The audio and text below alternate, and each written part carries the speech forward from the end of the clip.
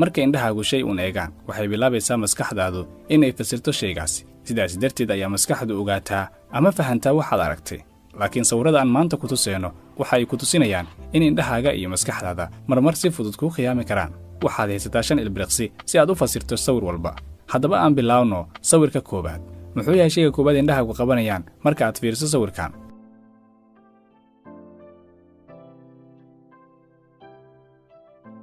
waxaa laga yaabaa marka ugu horreysa inaad aragto madax ay markaana waxaad tahay qof bulshaawiya faraxsan oo aan ku kadsoomayn dadka kale sidoo kalena waxaad tahay qof wax jecel laakiin haddii aad aragto 2 bisadood iyo sawir wadne oo u dhexeeya waxaad tahay qof maskax badan fogaan arag ah sidoo kalena jilicsan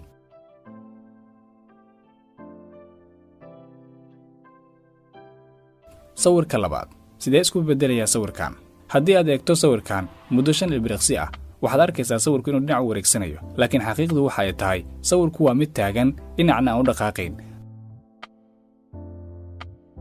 sawirka saddexaad wareegyadan miyay taagan yihiin haddii aan eegno sawirkan waxaan odhanaynaa wareeg kasta gees ayuu u socdaa haddii aad madaxaaga bidix iyo midig u leexisana waxaad dareemi doontaa socod yar laakiin sawirku waa mid taagan socodka aad aragtana indhahaaga ayaa kuu sawiray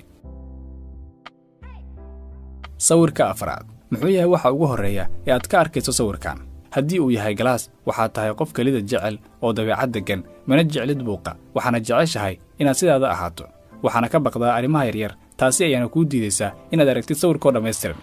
laakiin haddii aad aragto har 2 weji oo iska soo horjeeda waxaad tahay qof furfuran oo jecel inuu bulshada dhex joogo laakiin waa inaad isku hareeraysaa dadku jecel ku caawiya oo ku dhiirigeliya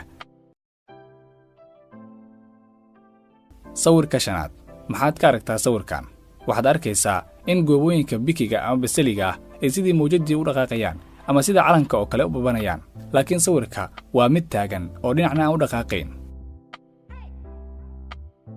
sawirka lixaad dadka badanaa waxay arkaan 2 geed oo isku janjeera laakiin dadka u fiirsada waxay arkayaan gabar sii jeeda sawirka toddobaad meeqa qof ayaa sawirkan ku jira si dhaqso ah waxaad ku arkaysaa har madow oo qof ah taasina waxa ay ka dhigan tahay 1 qof laakiin haddii aad u fiirsato qaybta cad ee sawirka haddana aad sawirka rogto waxaad arki har la mid ah oo qof labaad ah sidaas ayaan 2 qof ku helaynaa sawirka 8aad ma arki kartaa sawir haweeney hurda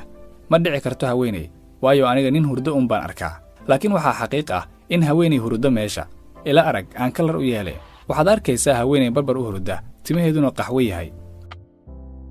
waad ku mahadsantahay daawashada muuqaalkan ra'yigaaga hoos inoogu reeb